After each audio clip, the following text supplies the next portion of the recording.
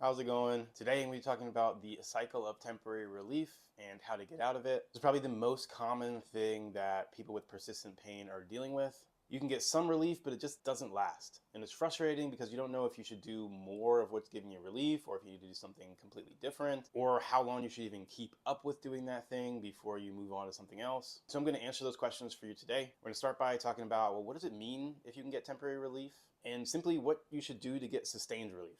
And if you don't know me already, my name is Dr. Malik. I'm a physical therapist. I help people dealing with persistent hip pain and lower back pain and get back to a life without limitation, get back to doing the things that they love to do. And although I am a licensed professional, I'm not your licensed professional. So anything I say in these videos is purely for educational purposes only. Always consult your personal healthcare provider before you make any changes to your treatment plan. All right, let's get into it. So first, if you can get temporary relief, then this is very optimistic. This means your body is able to give you relatively quick feedback when it resonates with a certain treatment or exercise. And in its simplest form, you can think of pain as a battle between positives and negatives. When we're talking about physical pain that's triggered by physical activities, it's movements, positions, activities, exercises, basically anything that you're doing. It's being interpreted by your body as something it feels is safe and positive, or something that it feels is potentially threatening and negative that may either cause an injury, exacerbate an injury, or just irritate a sensitive area.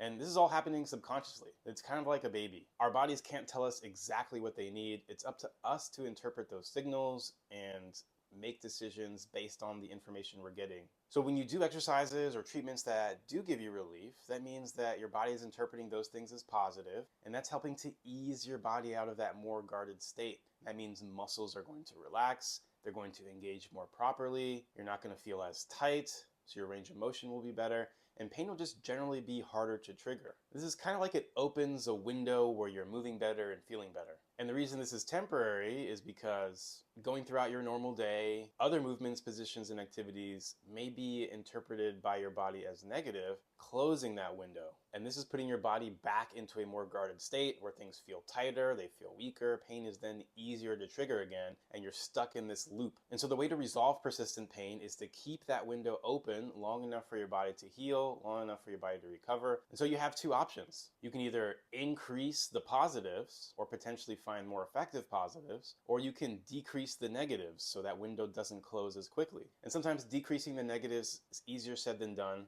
Sometimes they're simple and easy to understand, like if you're sitting for an hour, 2 hours, you may feel worse then, or if you're bending and moving a certain way, you may feel worse then. But sometimes it's things you don't even notice. And since you can get short-term relief, you know that you have some positives, so the simple thing to do to start with is to focus on more positives. You just need to extract the most valuable ones, so think of maybe your favorite exercise that you feel gives you the most relief, and then do that more often. And it sounds super simple, but let me give you an example because most people are still just not doing their exercises enough.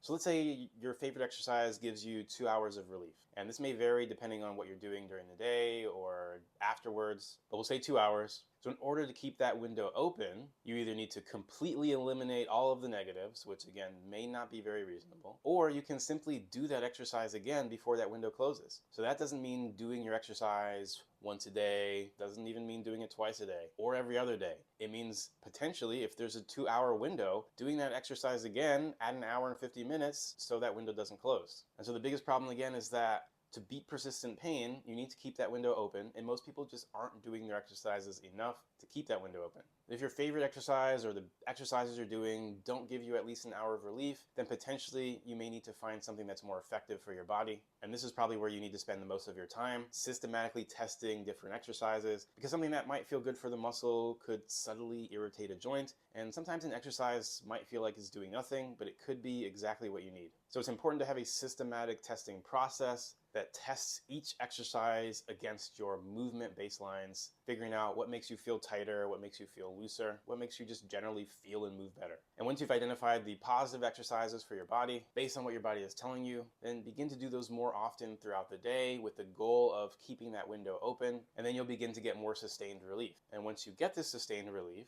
then you can build the strength and stability and resilience on top of it with more dynamic exercises so that the pain doesn't come back. That's all I got for you today. Let me know if you have any questions about anything, and feel free to share with me what exercise feels the most helpful for you, or what exercise do you feel like is just really working against you.